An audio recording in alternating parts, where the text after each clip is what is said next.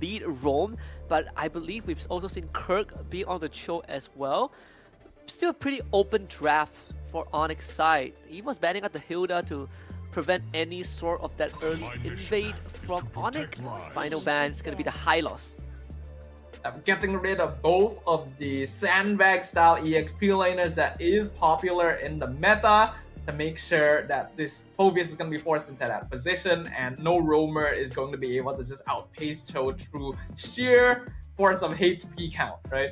If EVOS is going for the full out early game advantage, then getting rid of Khalid is probably going to be a pretty good shout as well. Hilda and Khalid both play pretty similar roles, and we all know that Joy is pretty vulnerable at level 1. And with a Cecilia on mid lane, you don't actually have a lot of tools to prevent the opponent from invading your jungle. Yeah, not really the best kind of defense system, right? And not to mention the Phoveus also long cooldowns early on. The glue ban just to again keep that Phoveus safe. We saw what that glue can do, could do in the previous series between Blacklist and Lazy Esports. So see, I know ONIC, PH, usually they don't mind keeping Kara's pick for last. They have shown it plenty of times in MPL PH and even in the M series. So this could be a Kirk angle as well. But again, with this show being a flex, I think Kara could go straight for... There's the Bruno, which, interesting enough, I think Coach Why Not did mention in the Part 1 documentary for M6, he's like, Bruno is strong. If he's open, we're going to take it every single time. That is true. Bruno got nerfed recently, but not too much, though adjustments to Malefic Gun also make him not quite as popular. I do like the Irritel though, because of the recent nerfs to Bruno and the popularity of Ranger. I think Irritel has been seeing a lot more play just as solid. Oh, hey! Oh boy! Oh, what is this? I know Sun got buffed. Oh boy. But, whoa! I just want to give a quick Alright, shout out to Merkel out there, because Merkel played on this stream and we saw the power of a Sun. You just one-shot anyone you stick onto, and he can kind of gap close onto both the Irritel and the Farsa. The bigger question is, does it take Petrify? Yeah, Sun actually does a crazy amount of damage after the recent update, right? Especially once he's got those items under his belt. Like you mentioned, Husky, he really just blows people up instantly. We're also going to get to see the Lucas, so a very interesting matchup. In the EXP lane, if the Sun is going in that position, it's still not impossible for the Joy and Sun to be swapped out, but I think Sun makes a little bit more sense. I think this is very, very interesting. But EVOS definitely has the harder lineup to execute a little bit. They do need a bit of that late game scaling, while ONIC really comes online in the mid game. Oh yeah, of course the Irritel from Kara is also the reason they took home the M6 championship trophy, right? Like at the very end with the very end Crystal Rush.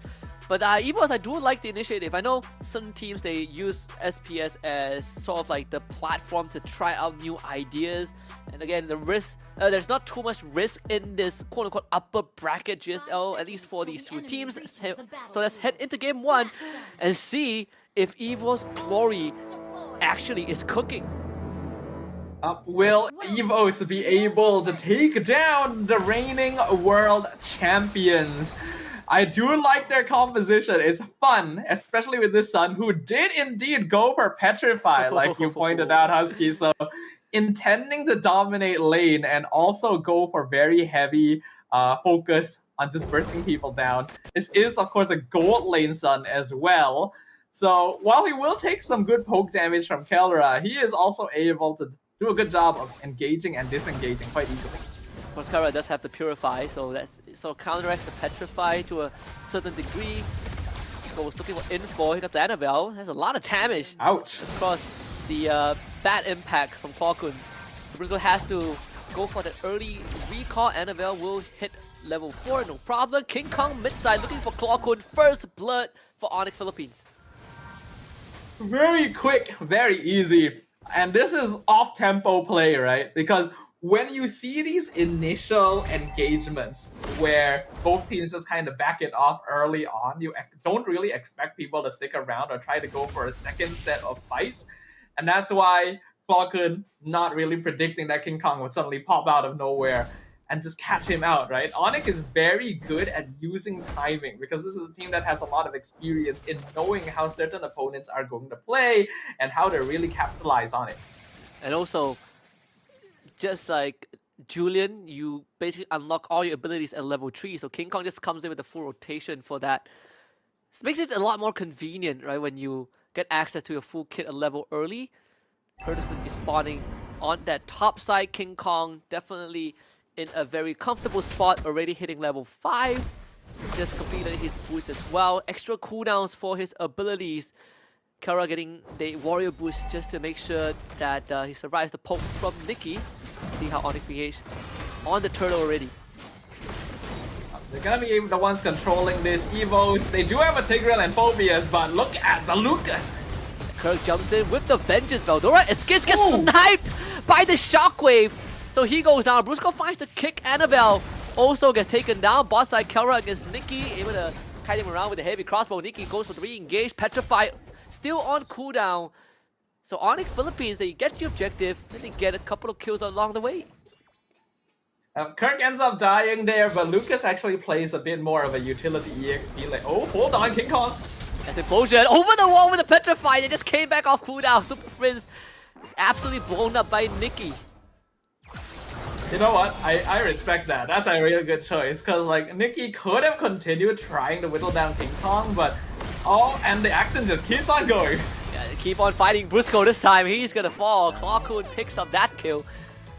Honest consider, I mean, ONIC Philippines, Kirk is getting a full, shaving off the full plating top side, so still go for Kirk.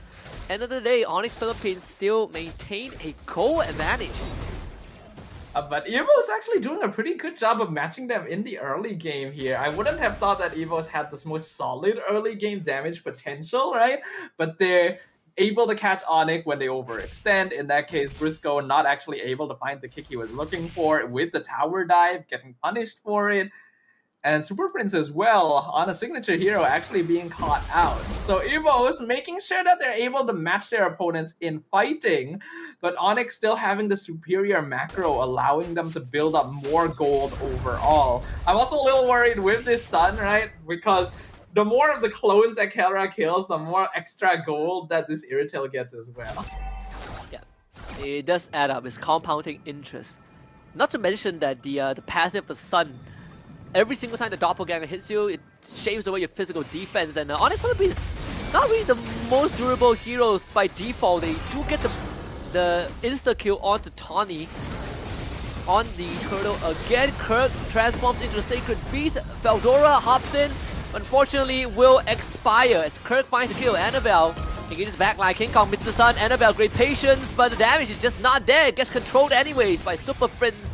King Kong gets the turtle, and ONIC Philippines slay a few more from EVOS. The communication from the world champs continues to be very, very clean. You can see the moment that they make the call to engage on someone, they all collapse on it in very efficient fashion. It makes it difficult for EVOS to respond, and unfortunately in that case, they were very split up with Veldora trying to provide vision over the turtle while the rest of the team was still catching up. Because of that, there was no one around to save him, and now another kick onto Tawny has to flicker out to safety. Well, they don't get Tawny, but they get Nikki with the feathered airstrike. While this Tigreal just almost got two-shotted by King Kong with the Soul Sever, the immortal form. Now ONIC Philippines almost a 4K goal advantage. They can certainly hit 4K if they take Veldora down. King Kong again winning that trade hands down. And EVO's starting to lose control in the side lanes as Kelra will take down that bot tier 1. Also, if anyone ever wants to know what is the difference between some teams and those that are capable of becoming world champs, you just see the fact that even though the kill score isn't too far apart, in 6 minutes, ONIC Philippines has built up a 4K gold lead, just like that. It doesn't even feel like that much has happened on the map yet, besides some scrappy team fights, but they have built up so much gold difference already. So because of that, the snowball is already in favor, and Brusco keeps going. Tries to look for Tawny, gets pulled back by the Sanguine Claws, and of course, Veldora keeps him in place. Tawny wants to get out. Kirk is on top of him, turns into Sacred Beast. flicker from EVOS to try and get away. Killing spree for King Kong. And ONIC Philippines, well, trading 1-for-1 for now. Nicky, he's in the midst of things, gets out with the doppelganger, switches position. ONIC Philippines, they this time losing the Roma, but they trade Tawny for as well. Third turtle should go to ONIC. At this point, ONIC have so much farm that they are able to just burst down the Tigreal quite easily as well. It's a very similar situation to what we saw from Lazy in their first game when they kept picking off the Gatot. This time, it's even more surgical, even more efficient. Now Nicky trying to go for the split push. Tries to go for the cheesy petrify play, but ONIC Philippines had the whole family waiting, and Tawny, he just wants to help, and he can do nothing. So that's the third death for Tawny. Double kill once more for King Kong. Sun may be a monkey, but King Kong is a very big gorilla, and in this case, I think we know which ape is coming out on top. ONIC Philippines, 5.5k lead, 7.5 minutes in. I don't even know where all the farm is coming from. Annabelle almost gets very— oh! Whoa! What? Brusco just stands there menacingly to soak up the aggro, and that's 3 more kills for ONIC. That is actually insane. That was— EVOS just evaporated in a single second. You could barely even tell what happened. That is the coordination we're seeing right now. I'm sorry for EVOS, but I really don't see them making a comeback from this. Ordinarily, when you have a hero like Cecilion, you can always play for the late game, but ONIC just keep upping the momentum. Tawny will get out. That's at the cost of his flicker. I'm gonna keep this mid tier 1 alive as long as possible. Once more, they save the structure, but at the cost of the side lane pressures. And at the end of the day, Kelra is going to take it down regardless. Feather Airstrike takes out Nicky. Annabelle will trade Super Friends back as these EVOS finds an exchange. Yeah, but they lose the mid-tier 1 for it as well. Even less map presence, and Kirk just continues jumping in with zoning with the vengeance. Evo is not able to play on the map already, and we're only about 9 minutes in. 9 minutes in, and the top tier 2 is already down. We're looking at 7.5k goal advantage for ONIC Philippines. Lore is very well within their control. King Kong is level 14 as compared to Annabelle at 11. And he's going to contest Annabelle's purple buff as well. I mean, ONIC Philippines are just multitasking on the map. Being able to multitask is a very important factor here. Ooh, Briscoe gets cancelled. Okay, Implosion, Sanguine Crop. Brusco, he's eating everything up. So that's a whole deck of poker cards, and Brusco just walks away. I do like Nicky's attempt to continue split pushing. Anyone who's played against the Sun knows that it can be very annoying to try and split push against the Sun. But meanwhile, on the opposite side of the map, would have been more effective if the team survives. And yeah, pick up Brusco, right? Nicky shows up just in time. King Kong tries to catch him, but actually catches his clone. And Nicky is back to business. On the top side, Kirk will match him, but ONIC Philippines will still get the Lord at the very end. Yeah, I like the cheer for the underdog, but even I'm kind of annoyed seeing Nicky do his thing here. As someone who has been on the receiving end of the Sun split push, it can be very, very annoying to deal with, but now Nicky in some trouble. As we can see, ONIC trying to rotate over to deal with him, actually doing respectable damage against Kirk as well. It's just that Lucas regens so much when he's at low HP. ONIC getting that first lore, double the kill score, 10 minutes in. EVOS, I feel like they need so much more time for Clockhood and Nicky to really come online here, because we saw Kelra's damage in that last fight as well. This Irritel is already hitting a power spike. Oh yeah. And you know, Nicky tried to summon 10 doppelgangers to fight Kirk, and I mean, Kirk has so much spellbomb. He just healed off of all the doppelgangers and almost killed Nicky in the process. Let's see how much damage ONIC can do with the Lord. All side lane tier 2s have been taken out. Mid one will soon to fall, as EVOS have no way of defending the structures. Nicky once more is just on that split push duty, or in this case, stall out the way, stagger the bot side. But without Nicky, EVOS about to play the 4v5. It's gonna be Kelra dipping in with heavy crossbow. Veldora eat up the damage. Kirk somehow flash tap, shunt post to the back. Doesn't find the kill. Still alive. Able to allow ONIC to get the inhibitor, and like you said, Kirk is still alive. Even the recall from Super Prince in the middle of EVOS' base, by the way, to make sure that Nikki isn't doing anything too funny. I think the Sun should be able to get out there. Super Prince not able to find him. But the damage is done. Top inhibitor already gone. ONIC getting a 6,000 gold advantage purely off of that Lord push. It is just getting worse and worse for ONIC or for EVOS esports here. And they really have to try and delay the game until Clarkun and Annabelle get their items. You know what's the interesting fact? I'm gonna go off topic a little bit. You know, Shunpo is the second ability of Cho, but it also translates to flash stabs in English, which is the dash for Kirk for the Lucas. So yeah, yeah, naming conventions are pretty interesting. You have a point. Well, you know, Cho probably speaks a different language, so I guess it makes sense. So probably not the one that Shunpo is based off of. I think Cho is Japanese. Is he? Is he? No, he's not. He's clearly not. I believed you for a moment. I was like, wait, is this a piece of lore that I've been missing out on this whole time? No, he's not. It would be so funny if he is, but sadly he's not. I would feel kind of betrayed if Cho was Japanese this whole time, you know? It's just like, how have I not known this all my life? For now though, 10k gold lead for ONIC, 13 minutes in. EVOS really cannot just walk up to them. They do find the kick. They go out of range of the feather airstrike. Brusco able to get away. Kirk again finds the backline. He's just sticking onto them with the flash stabs and just beats the crap out of everyone. So that's King Kong taking the Lord as is back to business. That's some nature. damage. Kaura stays alive because of that, and Kirk takes down Nikki. Wow, that was some monkey business right there. And not in favor of Nikki as the Feather Airstrike comes out once again. Clarkun not able to survive. Wing by wing, Super Prince is out. And it is just a complete dismantling of EVOS esports. Yeah, just the tiniest details, the wisdom of nature, a bit of an extra health, and ONIC Philippines just steamrolls through game 1. I mean, we all had a suspicion that this is what was going to happen, but to see it occur in such clean fashion, there is a reason that ONIC Philippines were able to claim the champion title at M6. They are eager, they are ready, and even with the new patch drop, even with new changes and new heroes introduced, it does not matter at all.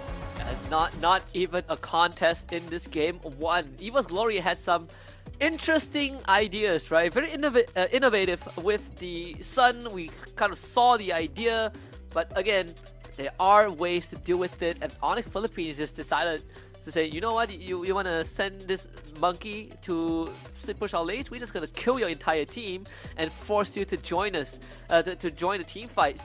And what are we looking at? Almost a 14k goal advantage for ONIC at the end of the game. And every single one of their members were just miles ahead of EVOS. Yeah, there's really not much you can do anymore in EVOS' position when you're at that point, right? They did go for a bit of a greedy lineup, I feel like, because Joy, Cecilion, Sun all really require items to scale up into the late game. That gives a lot of pressure onto Veldora to basically be the only one that's trying to slow things down, create space. Tigreal, while still being a very effective initiator, I feel like in the current meta actually isn't as universal as he used to be. There's a lot of ways of playing around him and canceling his combo that puts him in really awkward positions, and we saw that happen multiple times from ONIC. King Kong still gonna be the MVP, nearly 900 GPM on his signature Suyo. Yeah, getting a first blood at level 3 and every single objective in the game. Honorable mentions, of course, you got Kaura, Iratel, and the Kirk Lucas. Every single fight, just finding the flash stabs to the backline and blowing them up. Of course, taking the vengeance to kind of supplement the survivability. It was just impossible for EVOS to fight into ONIC. This is clearly the most effective example of Lucas we have seen all day, right? I think this is a very good demonstration of what this new hero is truly capable of. Because Kirk was like 1v3, 1v4 against EVOS a lot of time with that Vengeance, and nearly taking out multiple members by himself as well. It is that scary when you add on to the cooldown that he gets from certain items to spam that flash combo. You can see how effective he is at creating space. But King Kong has been capturing the hearts of the MLBB community over the past year, and he's continuing to do so into 2025. Yeah, you could superimpose King Kong's face on Suyo and they will look exactly alike. He's synonymous with this assassin at this point of time. Man has been eating good, he's been hitting the gym, he's been winning championships, he's been having a good time during the holidays, coming into the new year, and he comes back with a flawless game 1, the 6-0-9 KDA. Like, what can stop this man, right? He was so farmed up by the late game, already maxed out on items like 10 minutes in, 900 GPM, what do you expect? Even going for the BOD as well as the magic shoes. This is a very greedy, full damage build, and yet never punished, right? 6-0 and 9 ONIC positioning was clean. Their coordination was perfect every single time, and it just felt like a mismatch. Yeah, it definitely felt like so. I think even when you sort of look back at the previous records, right? I mean, ONIC Philippines, they're not flawless. They're not, you know, invincible. They have dropped games on the biggest of stage, but in these long runs, they always come out on top because of how consistent the players are and how, you know, Coach Wynot is always adapting the draft, you know, reassuring the players that all you gotta do is to play the game, let me handle the draft. And on top of all of that, even the games that ONIC Philippines lose, they don't get steamrolled, right? Like, they made their opponents work hard for it. They drag the game out. It goes on beyond 15 minutes, and it ends up being exhausting, even for the teams that take them down. I mean, that's what it takes to be world champion material. You can see here, one roar from Kelra, and EVOS just disappears. They're the ones with the tiger in their logo, and it seems like the gold standard has a stronger roar in this case, right? ONIC have really upped the tempo here.